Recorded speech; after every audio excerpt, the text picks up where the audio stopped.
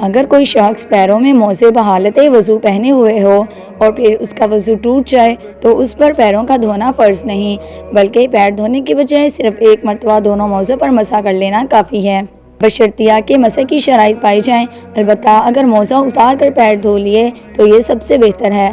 موزوں پر مسح کرنے کی شرائط۔ موزوں پر مسح کرنے کے لیے درج ذیل باتوں کا ہونا شرط ہے۔ نمبر 1، اتنے چست ہوں کہ کوئی چیز باندھے بغیر پیروں پر کھڑے رہیں۔ دوسرا، موزے ایسے ہوں کہ ان کو پہن کر 3 میل یا اس سے زیادہ چل سکیں۔ تیسرا، اتنے موٹے ہوں کہ ان کے نیچے کی جلد نظر نہ آئے۔ چوتھا، پانی کو جذب نہ کرتے ہوئے، یعنی اگر ان پر پانی ڈالا جائے تو ان کے نیچے کی سطح تک نہ پہنچے۔ اگر موزہ اتنا چھوٹا ہو کہ ٹخنے موزے کے اندر چھپے نہ ہوں تو اس پر مسح درست نہیں۔ اسی طرح اگر بغیر وضو کیے موزے پہن لیے تو اس پر مسح درست نہیں۔ موزے اتار کر پیروں کا دھونا ضروری ہے۔ جو موزہ اتنا پھٹ گیا ہو کہ چلنے میں پیر کی 3 چھوٹی انگلیوں کی لمبائی چوڑائی کے برابر کھل جاتا ہے تو اس پر مسح درست نہیں، اور اگر اس سے کم کھلتا ہو تو مسح درست ہے۔ 3 چھوٹی انگلیوں کا اعتبار اس وقت ہے جب موزہ انگلیوں پر سے نہ پھٹا ہو بلکہ کسی اور جگہ سے پھٹا ہو، لیکن اگر انگلیوں پر سے پھٹا ہو تو اس وقت چھوٹی 3 انگلیوں کو نہیں بلکہ ان انگلیوں کو دیکھیں گے جن پر موزہ پھٹا ہو۔ اگر 3 انگلیوں یا اس سے زیادہ کے اوپر سے پھٹا ہو تو مسح جائز نہیں، ورنہ جائز ہے۔ اگر ایک موزے میں 2 انگلیوں کے برابر پیر کھل جاتا ہے اور دوسرے موزے میں 1 انگلی کے برابر تو کچھ حرج نہیں، مسح جائز ہے، لیکن اگر ایک ہی موزے کئی جگہ سے پھٹا ہے اور سب ملا کر 3 چھوٹی انگلیوں کے برابر ہے تو مسح جائز نہیں، اور اگر ایک موزے کی سب پھٹن ملا کر بھی پوری 3 انگلیوں کے برابر نہیں تو مسح درست ہے۔ کپڑے کی جرابیں، خواہ وہ موٹے کپڑے کی ہوں یا باریک کپڑے کی ہوں، ان کو پہن کر اگر ان کے اوپر چمڑے کے موزے پہن لیے جائیں تو ان پر مسح جائز ہے۔ اگر غسل واجب ہو گیا تو موزہ اتار کر نہانا چاہیے۔ غسل کے ساتھ موزے پر مسح کرنا درست نہیں۔ ہاتھ کی 3 انگلیوں کے بقدر کم از کم ہر موزے پر مسح فرض ہے، کم مقدار پر مسح درست نہیں ہوگا۔ موضوع پر مسح کرنے کی مدت: مسافر کے لیے 3 دن 3 راتیں اور مقیم کے لیے 1 دن 1 رات تک موزوں پر مسح کرنا درست ہے۔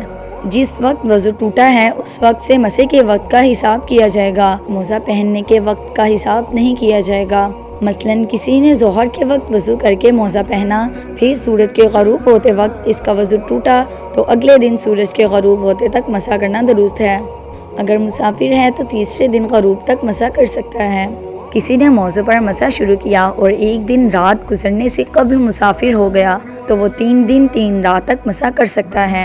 موضوع پر مسح کرنے کا مسنون طریقہ: موضوع پر مسح کرنے کا طریقہ یہ ہے کہ ہاتھ کی پوری انگلیاں ترک کر کے داہنے ہاتھ کی انگلیاں داہنے موزے کے آگے کی طرف موزے پر رکھ دی اور بائیں ہاتھ کی انگلیاں بائیں موزے کے آگے کی طرف موزے پر رکھ دیں اور ہتھیلیاں موزوں سے الگ رکھ دیں۔ پھر ان کو ٹخنوں کی طرف اس طرح کھینچ کر لے جائیں کہ موزوں پر پانی کے خطوط بن جائیں۔ موزوں کا مسح ختم ہونے کی صورتیں: جو چیز وضو کو توڑتی ہیں اس سے مسح بھی ٹوٹ جاتا ہے، یعنی دوبارہ وضو کرتے وقت مسح بھی دوبارہ کرنا پڑے گا۔ البتہ موزوں کے اتار دینے سے مسح ختم ہو جاتا ہے، اس کے بعد پاؤں دھونے پڑیں گے۔